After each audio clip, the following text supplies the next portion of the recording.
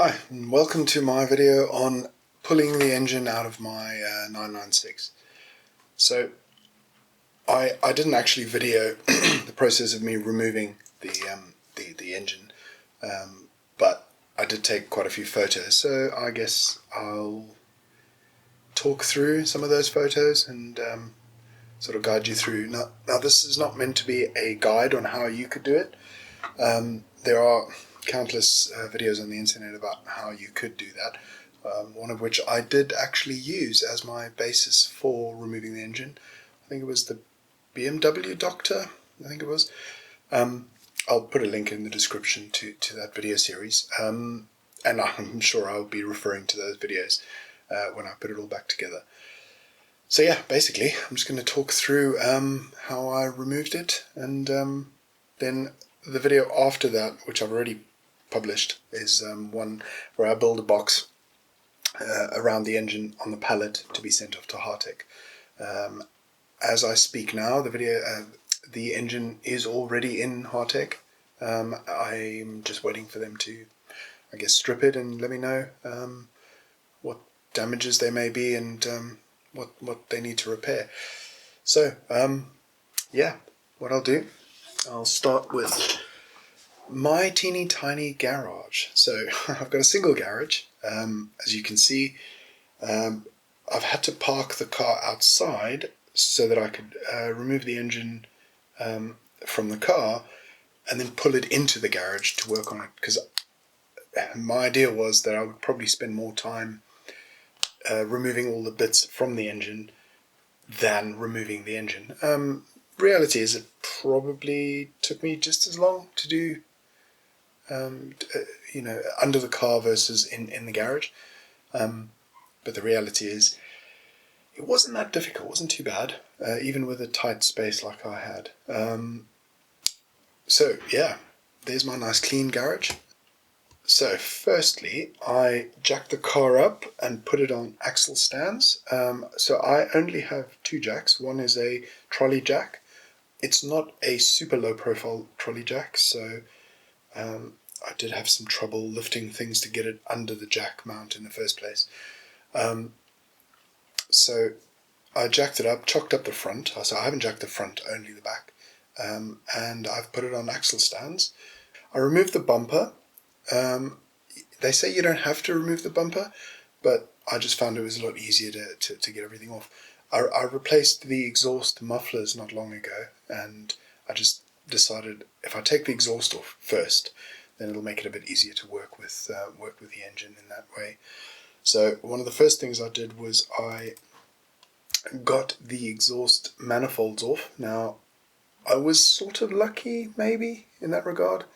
I didn't snap any bolts or studs, but as you can see, these exhaust manifolds are not the standard ones, so somebody has clearly put aftermarket exhausts on.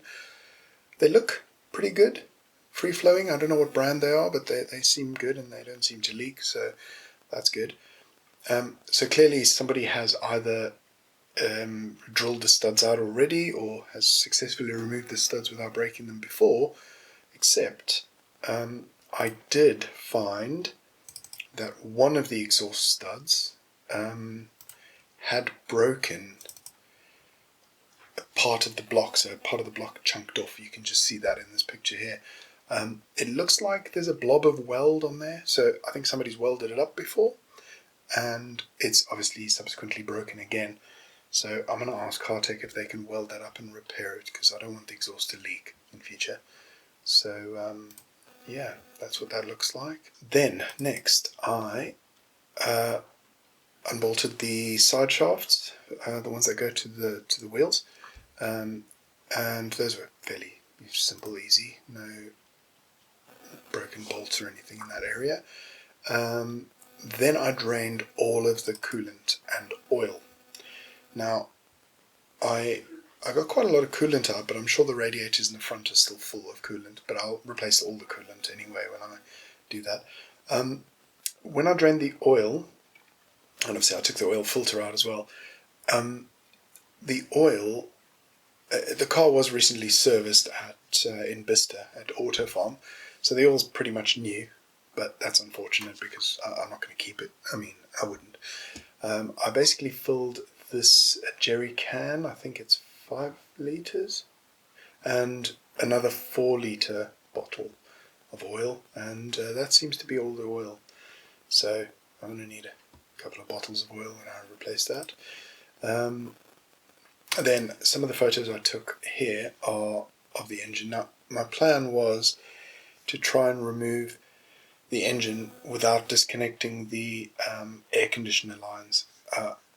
2 reasons. Mainly, I don't want to vent the air conditioner gas into the atmosphere because that's not very good. But I also don't want I don't want to regas it. I just had it regassed, so yeah. That was my plan, and I succeeded. So it was difficult, and it was very tricky to get all of the parts out. But the only way to really get to the back bolt of the air conditioner compressor was to get the intake plenum off. That over here. So yeah, that was quite tricky, but I was able to do it. Then moving on to the gearbox. So the gearbox, I jacked up the gearbox with the car's own jack. So like I said, I've only got 2 jacks, the one for the car and the trolley jack that I've got. You can see them here in this picture. Yeah, I basically just used those to jack the car up, remove the gearbox mount. The car's only got 3 mounting points. It's got the 2 right at the back of the car on the engine, and 1 sort of in the middle of the car on the gearbox. So it's literally just those 3 points, and that holds the whole engine and gearbox up into the car. So when people say it's quite easy to remove a Porsche engine and gearbox, it is. It's a little involved when you only have a jack and you're in a driveway. It's probably easier when you have a proper car lift. But yeah, I still did it with 1 man. Took me a few hours. Wasn't too bad. My system for remembering where all the bolts go was to just punch them through some cardboard and write down. So as you can see here, I've got some of them, and in this picture you can also just about see the gearbox mount plate. Okay, there's just a picture of the engine drop down. I had to drop the engine somewhat to get to all those bolts. You can see the intake plenum on the left. It's also been removed.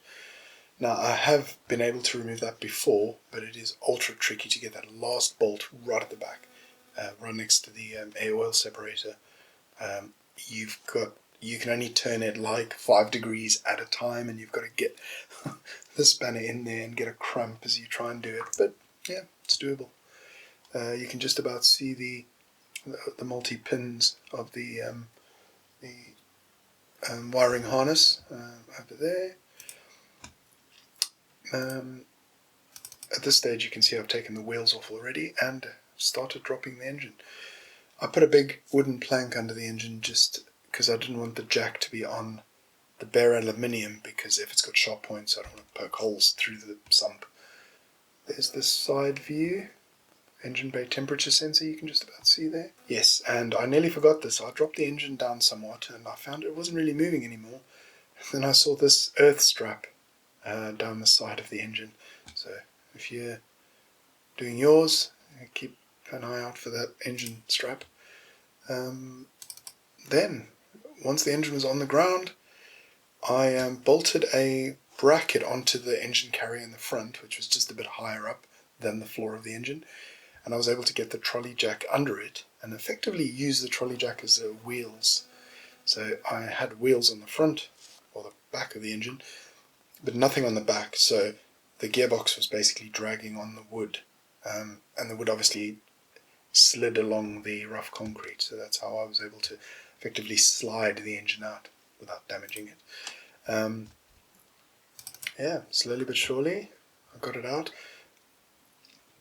Then once it was in the garage, I pulled the gearbox off. Not too difficult, except I needed a special tool for one of the bolts. Only one. Uses a 3 square, which is like a spline.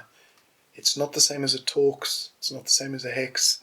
It's some weird spline thing, and I didn't want to strip that, so I didn't want to try and use a hex or something else.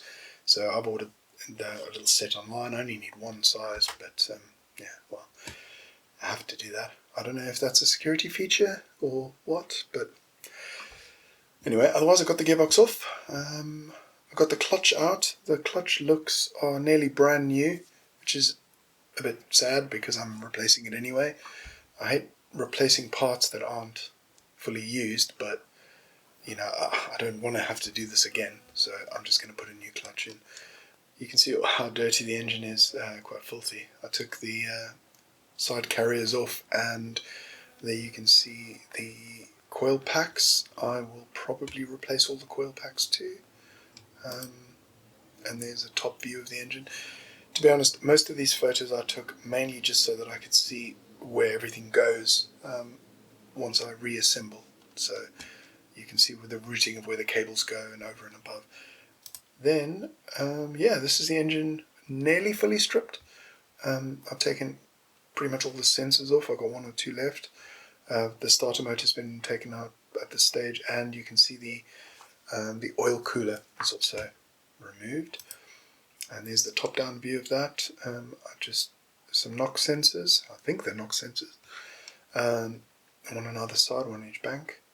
And there you go. I made a little makeshift trolley from some old caster wheels that I had. Popped the engine on the trolley to push it out towards the front onto the pallet, and then I slid the pallet like a toboggan across the grass to the patio, which is where I started the work on the next video on the building the box on the pallet, just to make it a little easier for transport. And yeah, that's it. And then in the next clip you'll see I did manage to get a borescope into the engine once I'd had it all out, just so you can see the actual bore scoring. I'll put that in now.